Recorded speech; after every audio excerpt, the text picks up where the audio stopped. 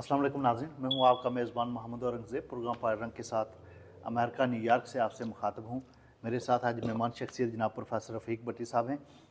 आज हम बात करेंगे जो सीज़ फायर लाइन है, जो खूनी लकीर है, जो कश्मीर के रियासत जम्मू और कश्मीर को दो हिस्सों में जिसने तकसीम किया है, और उसमें जो लोग हैं वो अपने रिश्तेदारों से नहीं मिल सकते, अपने दोस्तों से नहीं मिल सकते, उस साइड पे जा नहीं सकते। इस बारे में प्रोफेसर रफ़ीक भट्टी साहब एक खूबसूरत हमेशा तजज़िया करते हैं और इनकी बड़ी नॉलेजेबल बातें होती हैं। इस पे आज उनसे पूछेंगे कि आप इस बारे में क्या सोचते हैं, क्या ख़यालात रखते हैं और रियासत के लोगों के लिए हमें क्या करना चाहिए। Thank you so much. बिस्मिल्लाहिर्रहमानिर्रहीम। मोहतरम बरादरम औरंगज़ेब जी, आपके पहाड़ी रंग मीडिया ग्रुप में खूनी लकीर की बात शुरू करने से कबल मेरी आंखों में खून से लबरेज आंसू आ जाते हैं। बेशक ये एक बहुत बड़ा अलमिया है। ये खूनी लकीर कैसे हुई, क्यों हुई, ये बहुत दर्दनाक कहानी है, पुरानी कहानी है।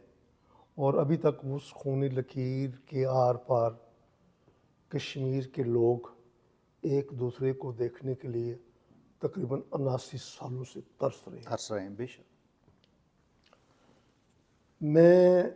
मेरा अपना ताल्लुक राजौरी से है, साज मेरा गांव है, सूबा जम्मू से ताल्लुक़ है। तो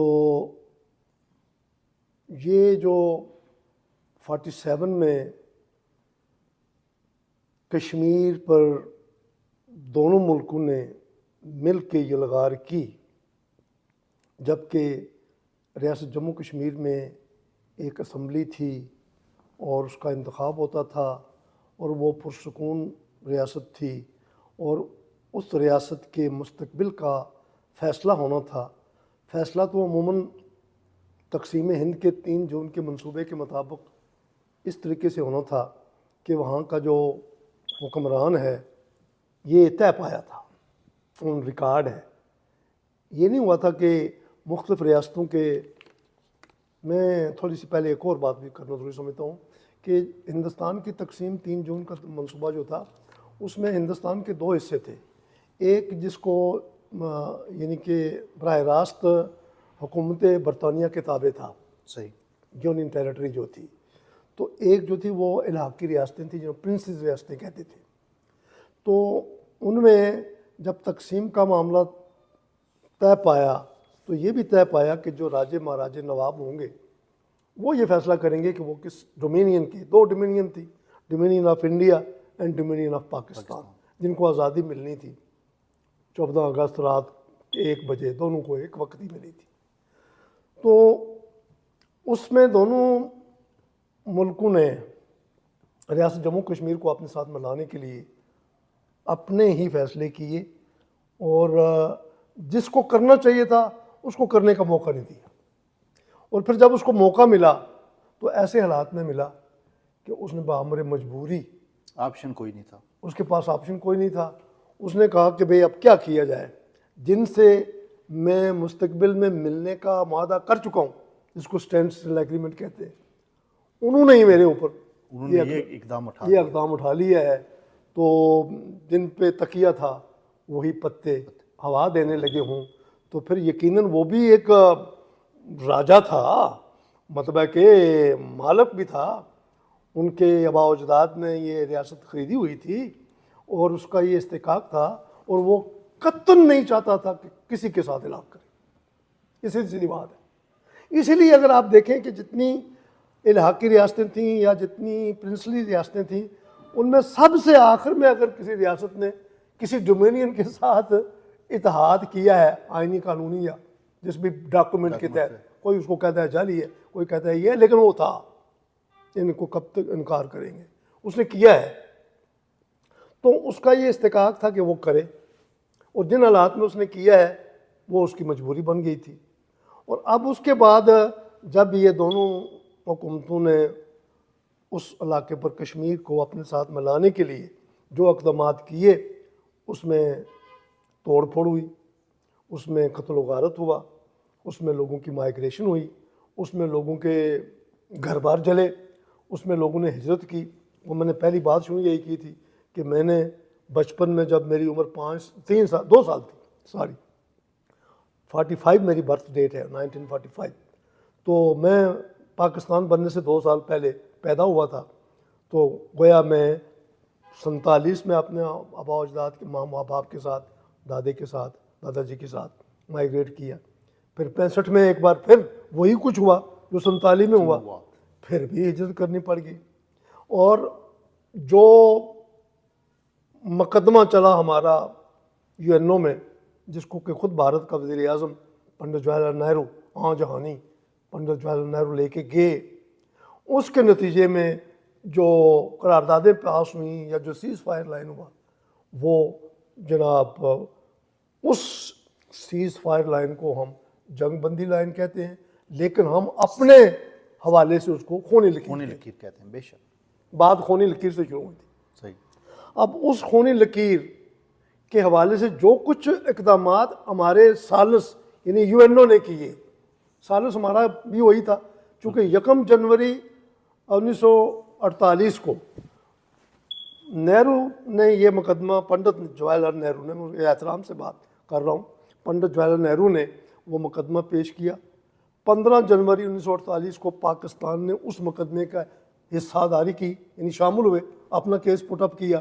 تو آگے جو قراردادیں پاس ہوئیں اس کے مطابق سیز فائر لائن ڈکلیئر ہوا اور ساری جو ان کی فوجیں تھیں وہ واپس ہوئیں.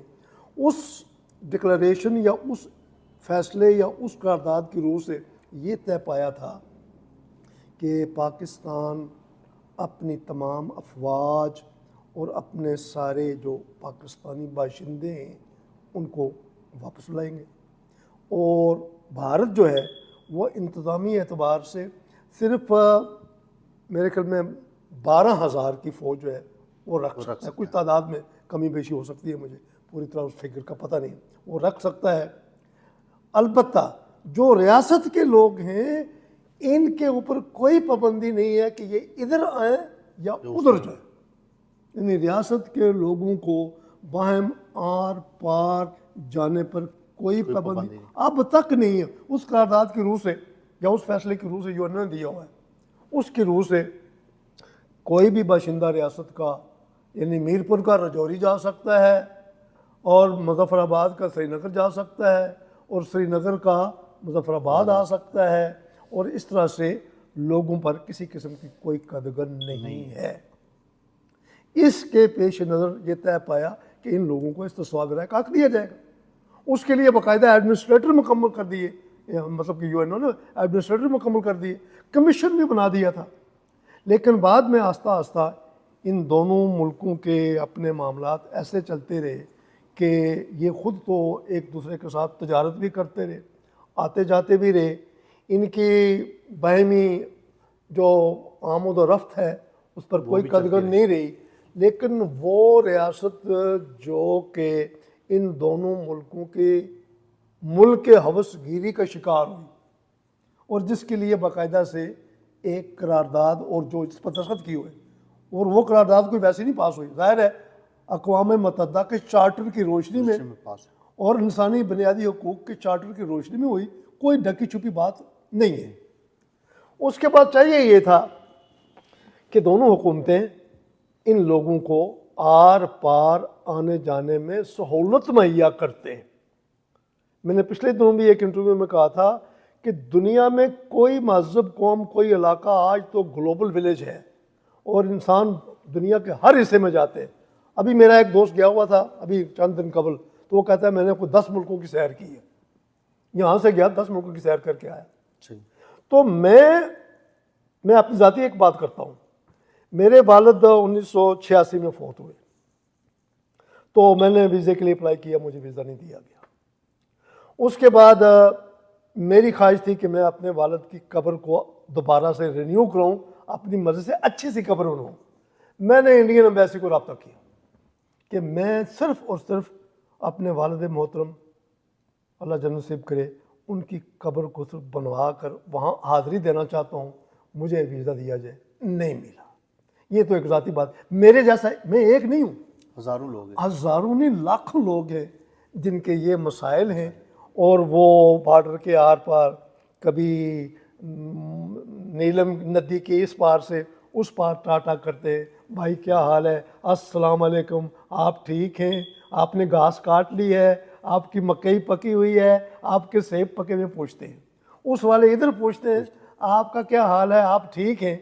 اور ان دونوں ملکوں کے حکمرانوں کو، دانشوروں کو، سیافیوں کو، عالموں کو، مشائخ کو، انسانی حقوق میں دلچسپی لینے والی تنظیموں کو اس بات کی طرف توجہ نہیں جا رہی کہ یہ ایک انسانی مسئلہ ہے۔ اس میں کوئی حرج نہیں ہے کہ آپ لوگوں کو جانے دیں، بھائی میں جا رہا ہوں، میرے ساتھ کوئی بندوق تو نہیں ہے نا، میرے ساتھ کوئی اسلحہ تو نہیں ہے، میں جاؤں گا، بھائی یہ ہے میرا نام، میں فلاں جگہ کا رہنے والا ہوں، میں اپنی ماں سے ملنا چاہتا ہوں، میں اپنے بھائی سے ملنا چاہتا ہوں، اس میں کیا امر مانے ہے؟ جبکہ ہمیں یہ حق بھی حاصل ہے جانے جانے کا، یہ نہیں کوئی پابندی ہے۔ جب اقوام عالم نے اقوام متحدہ کے پلیٹ فارم سے ہمیں یہ رائٹ دیا ہوا ہے کہ ہم آر پار آ جا سکتے ہیں، تو پھر یار ان لوگوں کی راستے میں رکاوٹیں بننا اور بارودی سرنگیں بچھانا اور پکڑ کے لوگ، اگر کوئی بیچارہ غلطی سے پار ہو جاتا ہے، پکڑ کے اس کو تہاڑ جیل میں لے جانا اور ان کو اذیتیں دینا اور لوگوں کو اس طرح سے ان کے عزیز و اقارب سے ملنے کے مواقع مہیا نہ کرنا، اس دور کی انسانیت کی سب سے بڑی تذلیل ہے، بے شک، اور اس کو میں سیاسی بدماشی بھی کہوں گا۔ بالکل بالکل 100%۔ یہ کوئی تک نہیں بنتی۔ پچھلے دنوں میں ایک واقعہ بھی پیش آیا کہ کوئٹہ سیری سے دو نوجوان غلطی سے انہوں نے سرحد پار کر لی اور وہاں پکڑ کے ان کو مار دیا، ان کو دہشت گرد قرار دے دیا۔ ایسا ہی ہے۔ تو اس میں اب اس مسئلے کے لیے وہ میرا ایک شاگرد ہے بیچارہ، اچھا ہے وہ، جس کو عاشق حسین فردوسی کہتے ہیں، بالکل، میں اس کا ذکر کروں گا یہاں، چونکہ وہ بھی بڑا ایکٹیو ہے اور وہ اچھی باتوں میں دلچسپی لیتا ہے۔ اس نے بہت سے برادریوں کے بت بھی توڑے ہیں اور وہ دلیر آدمی ہے، اور اس پر بھی بڑے الزام ہیں، وہ راہ سے پیسہ لیتا ہے، وہ جناب ایجنٹ ہے، وہ کسی کا ایجنسی کا کام کرتا ہے۔ یہ جو احمقانہ قسم، بلکہ میں یہ کہوں گا یہ پیور کشمیری ہے، ظاہر ہے خالص ہے، خالص النسل ہے۔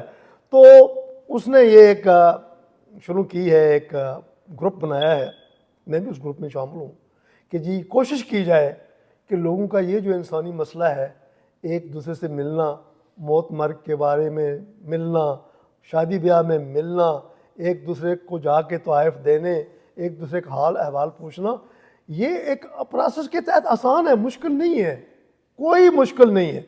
اگر ہمیں مشکل بنا کے کسی اور بڑے پروجیکٹ یا اپنے کسی بڑے مقصد کے لیے ہمیں اس سیاست کی بھینٹ چڑھایا جا رہا ہے، تو یہ انسانی تذلیل ہے، یہ انسانی رشتوں، انسانی قدروں کی تذلیل ہے۔ اس پہ تمام لوگوں کو جو متعلقہ ہیں، جن کو ہم کہتے ہیں کہ وہ سٹیک ہولڈرز ہیں، ان سٹیک ہولڈرز کو اس پر توجہ کرنی چاہیے، اور پھر فور یہ جس کو ہم خونی لکیر کہتے ہیں، اس خونی لکیر سے خون کے دھبے دھونے چاہیے، اور لوگوں کو یعنی یوں سمجھ لیں کہ گلگت بلتستان سے لے کر جموں میں لکھن پور تک جتنے لوگ ہیں ریاست جموں کشمیر کے، ان کے لیے بارڈر سافٹ کر دینی چاہیے، اور ان کو ملنے ملانے کے فی الفور مواقع جو ہیں وہ مہیا کرنے چاہیے۔ اس میں نہ اسلام آباد کا کوئی نقصان ہوگا اور نہ دہلی کا کوئی نقصان ہوگا اور نہ ہی کسی اور کا کوئی نقصان ہوتا ہے، بلکہ یہ دنیا کی نظروں میں اچھا شمار ہوگا، اور دنیا کے لوگ اور خود کشمیری بھی ان کے بارے میں اچھی رائے رکھیں گے۔ کام بہت آسان ہے اور کام بہت ضروری ہے اور کام بہت بنیادی انسانی حقوق کا حصہ ہے، تو اگر اس کو آپ طویل لٹکاتے جائیں اور خونی لکیر کو واقعی خونی لکیر بنانے پر آپ تلے ہوئے ہیں، تو پھر یہ زیادہ دیر نہیں چلے گا، اور دونوں ملکوں کے فائدے کی بات۔ ایک دن یہ بھی آئے گا کہ یہ کشمیری خود رون دیں گے، تو پھر اس وقت سے ڈریں، پھر آپ کی بھی بدنامی ہوگی، دونوں ملکوں کی بھی بدنامی ہوگی، اور دنیا بھی آپ کے یہ جو ظلم و جبر کے جو فیصلے ہیں ان پہ ندامت محسوس کرے گی، بلا شک اور و شبہ، انسانیت اس پہ ندامت محسوس بلا کرے شک و شبہ آپ بجا کہہ رہے ہیں۔ تو یہ کام مشکل بھی نہیں ہے اور کام جو ہے ضروری بھی ہے، اور اس جدید دور میں مثلا میں اگر کہیں جا رہا ہوں تو زمین کے نیچے پتہ چل جاتا ہے کہ اس بندے کے پاس کیا ہے. کیا ہے بالکل. تو میرے پاس کوئی بندوق اسلحہ کوئی گن توپ تو نہیں ہوگی نا یار. میں اپنے باپ بہن بھائیوں سے ملنے جا رہا ہوں, اور آپ کو کیا مسئلہ ہے؟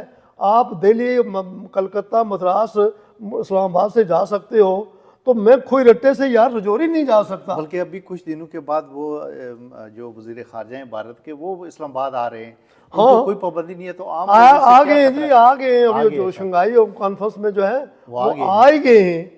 تو یہ ہم پاکستان کے زعماء کو, سیاسی زعماء کو اور عسکری زعماء کو بھی محبت اور پیار اور ادب آداب سے کہتے ہیں کہ آپ لوگ اپنا ہاتھ نرم کریں, اور جو دہلی میں بیٹھی ہوئی جنتا والے ہیں یا شیو سینا والے ہیں, ہمیں پتہ ہے وہ کتنے شیو سینا والے ہیں. ہم نے ان کے دانت گنے ہوئے ہیں, کوئی ہم نئے نہیں ہیں, اور ہم کوئی باہر سے نہیں آئے ہوئے. میں بھی ہندوستان کا ہی ہوں. ہم نے پاکستان بنایا ہے یا پاکستانیوں نے پاکستان بنایا ہے, یہ الگ بات ہے, لیکن میرے آباء و اجداد کا تعلق ہندوستان سے ہے بھائی. بے شک بے شک. میں ہندوستان کے بہت سے علاقوں میں گھوما بھی ہوں, میں کشمیر کے بہت سے علاقوں میں گھوما بھی ہوں, مجھے پتہ ہے. اس لیے تمام وہ لوگ جو اقتدار کے ان 12 دریوں میں ہیں, یا جن کے پاس کچھ اختیارات ہیں, یا جو کچھ اچھا کام کر سکنے کی صلاحیت رکھتے ہیں, ان کو میں یہاں سے ریکویسٹ کرتا ہوں, یا اگر کہیں تو اپیل یہ کرتا ہوں کہ اس خونی لکیر کو نرم کر دو, ان لوگوں کو ملنے کا موقع دو, یہ غیر انسانی رویے یکسر ختم کر دو. نہ اس سے اسلام آباد میں کوئی زلزلہ آئے گا اور نہ کوئی دہلی میں آئے گا, بلکہ دنیا کی نظروں میں اور انسانوں کی نظروں میں اور اچھے لوگوں کی نظروں میں اور عقل مند دانا بدھی مان لوگوں کی نظروں میں یہ ایک پسندیدہ فعل ہوگا. باقی معاملات آپ چلاتے رہیں, تجارت کریں, سفارتی تعلقات قائم کریں, لیکن بتائیں نا دنیا میں کہیں بھی ایسا ہے کہ آپ لوگوں کی انسانی قدروں کا احترام نہ کریں اور ان کو نارمل لیں جیسے کہ یہ جانور ہیں, جیسے کہ بھیڑ بکریاں ہیں, جہاں پکڑ کے باندھیں گے وہیں بندی رہیں گی.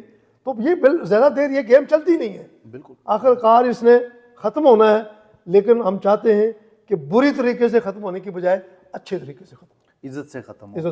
لیکن پروفیسر صاحب, اس سارے سینیریو میں جو آزاد کشمیر حکومت ہے, اس کو کہاں پہ آپ کھڑے ہوئے دیکھتے ہیں, اور اس ساری جو پرابلمز ہے اس میں اوورسیز کا کیا کردار بنتا ہے؟ جو اوورسیز جو باہر رہنے والے لوگ ہیں وہ کیا اس بارے میں سوچتے ہیں؟ اورنگزیب جی, اگر آپ تو آزاد کشمیر یعنی پاکستان کے زیر انتظام کشمیر کے جو نمائندگان ہیں, سیاسی نمائندگان جن کو ہم کہتے ہیں, آپ کو پتہ ہی ہے وہ کیسے نمائندگان ہیں.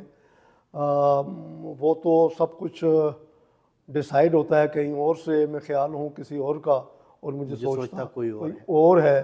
تو اگر ہم ان سے یہ توقع رکھتے ہیں, ہمارا حق ہے کہ ہم سے یہ توقع رکھیں, کیونکہ ہمارا ٹیکس کا پیسہ جو یوز کرتے ہیں, ہمارا حق ہے, ووٹ جو ہے نا وہ لیتے ہیں, بلکہ سارا ہی پیسہ وہ خرچ کرتے ہیں. جتنا بھی بجٹ ہمیں ملتا ہے اس کام کے لیے پاکستان کے زیر نظام, بلکہ وہ خرچ نہیں کرتے, وہ زیادہ کھا پی جاتے ہیں. وہ اصل میں جو پیسہ ہمیں ملتا ہے اس کو خرچ کرنے کا انتظام کرتے ہیں. صحیح, اپنے اوپر.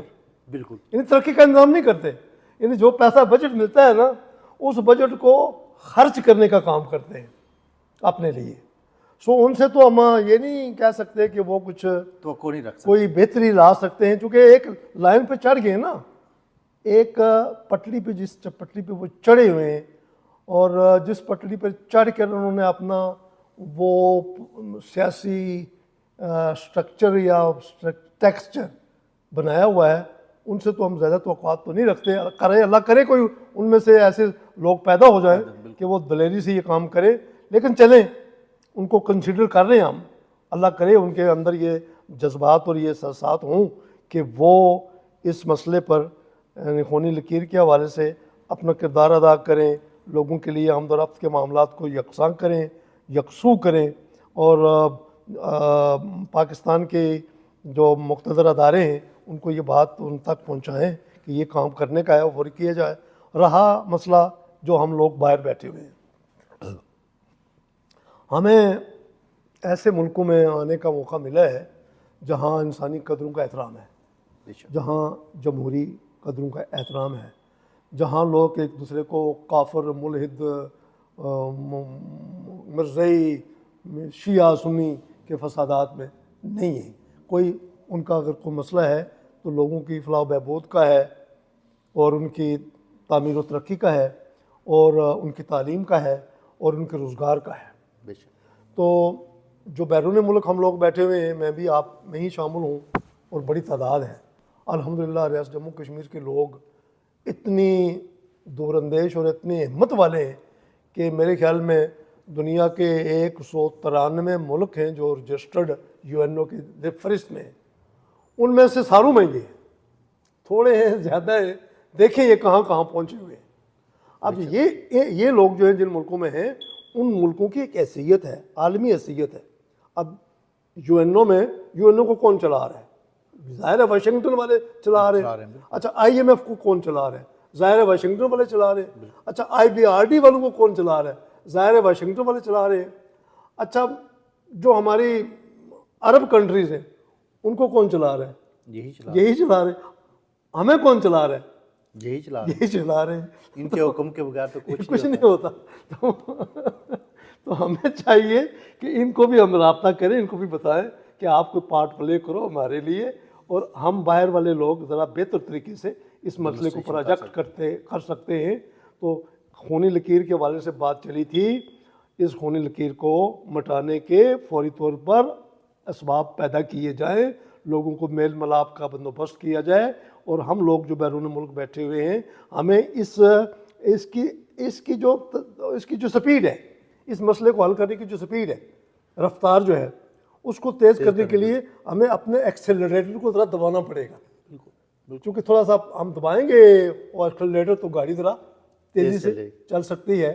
تو میں سمجھتا ہوں کہ وہ لوگ کر بھی رہے ہیں. ابھی پچھلی دفعہ جو ہم نے یہاں ایک یونائٹڈ نیشن کے سامنے کیا, لوگ تو یہ سمجھتے ہیں نا کہ لوگوں نے اخباریں لگائی ہیں, او جی ان کو راہ نے پیسے دیے ہیں, او جی یہ انڈیا کے ایجنٹ ہیں. اور یار یہ گھسا پیٹا بکواس واہیات قسم کا بات کرتے ہو.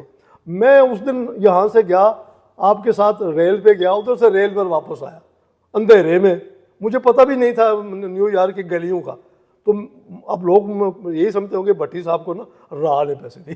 خدا اتنے کیا کہوں میں اس ذہنیت کا میں کیا نام رکھوں. اچھا مزے کی بات ہے, جو حق کی بات کرتے ہیں نا, یا وہ انڈیا کے ایجنٹ ہو جاتے ہیں یا پاکستان کے, وہ کشمیری نہیں رہتے. نہیں, جو پاکستان کی بات کرے وہ محب وطن پاکستان کا, اور ہندوستان کا دشمن. بالکل. جو ہندوستان کی بات کرے وہ ہندوستان کا محب وطن اور پاکستان کا دشمن. اب کشمیریوں نے تو ظاہر آزادی لینی ہے, آزادی کے لحاظ سے وہ دونوں ملکوں کو کہیں گے ہمیں آزاد کریں, تو ہم دونوں کے ایجنٹ, دونوں کے دشمن, دونوں کے دوست. تو ہمارا کوئی فیصلہ کرو یار, ہماری آئیڈینٹی قائم کرو. لیکن اس دفعہ جو یونائٹڈ نیشن میں ہوا ہے نا, وہ دونوں ملکوں کے خلاف تھا اور یونائٹڈ نیشن کے خلاف تھا. ہاں, اس میں تو کوئی بھی یہ کلیم نہیں کر سکتا کہ یہ انڈیا کے تھے, یہ پاکستان کے تھے. وہ تھوڑا سا ٹف ہو گیا ان کے لیے اس پہ الزام تراشی کرنے کا. لیکن چونکہ ان کی عادت بنی ہوئی ہے, وہ جو الزام تراشی کرتے ہیں نا, اصل میں وہ الزام تراشی کوئی ہمارے خلاف نہیں کرتے, ان کو پیسے نہیں مل رہے ہوں گے خود, ان کو خود کچھ نہیں مل رہا ہوگا. انہوں نے کہا چلو جی پاکستان کی جو ایمبیسی ہے یا جو ان کے یہاں وہ ہیں کونسلیٹ ہیں, ان کو بدنام کرو تاکہ ہمیں بھی دے, ہمیں بھی کچھ ملے. بالکل. بہت شکریہ پروفیسر صاحب, آپ نے بڑا خوبصورت تجزیہ کیا. جو یہ خونی لکیر ہے, اس کے لیے کشمیریوں کو خود اٹھنا پڑے گا, کشمیریوں کو اس میں اپنا کردار ادا کرنا پڑے گا, اور دنیا کے جو ہیومن رائٹس کی تنظیمیں ہیں ان کو جگانا پڑے گا, یونائٹڈ نیشن کو جگانا پڑے گا. کشمیری جب تک خود سٹرگل نہیں کریں گے, اس وقت تک یہ خونی لکیر بھی اسی طرح چلتی رہے گی. اور ڈریں اس وقت سے جب یہ لوگ اس کو رون دیں گے. ایسا ہی ہوگا. بالکل, یہ ہونے والا ہے. بالکل. تو میں کہتا ہوں نا کہ بھائی وہ 50 گنڈے بھی کھا لی اور 50 کیا ڈنڈے بھی کھا لی, یہ تو نہ کرے کہ گنڈے بھی کھائے ڈنڈے بھی کھائے, یہ نہ کرے. بالکل. تھینک یو سو مچ, آپ نے ٹائم دیا. اور انشاءاللہ ناظرین کسی اور پروگرام میں انشاءاللہ آپ کے ساتھ پھر مخاطب ہوں گے. دعاؤں میں یاد رکھیے گا, اور پروگرام کو لائک کیجئے, شیئر کیجئے, اور دوسروں تک یہ ہماری باتیں جو ریالٹی پہ مبنی ہیں, جو حقیقت پہ مبنی ہیں, وہ دوسروں تک بھی پہنچائیے. تھینک یو سو مچ. اللہ حافظ.